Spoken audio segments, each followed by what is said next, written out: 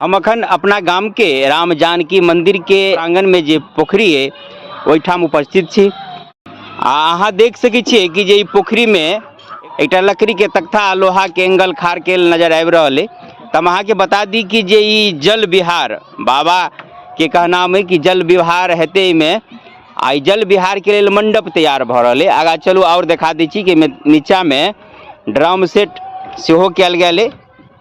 आ ओहि ड्राम आई के ऊपर में 50 आदमी सवार भ सके ते क्षमता है। आई पर अखंड रामधुन होइत रहत। ई देखियो तर में ड्राम सेट कयल गेल है। आई के तर में 16 टा ड्राम है। आई के ऊपर में 50 आदमी एक साथ बैठ सके है, एतेक एकर क्षमता है। आई चारों तरफ घूमत रहत पोखरी में। आई पर अखंड रामधुन चलत रहत। रामधुन 26 फरवरी महाशिवरात्रि के दिन से प्रारंभ हैत आ जाय के लेल कलश यात्रा 25 फरवरी के दिन है। आई देखियो मिस्त्री साहब एकर तैयारी कर रहे।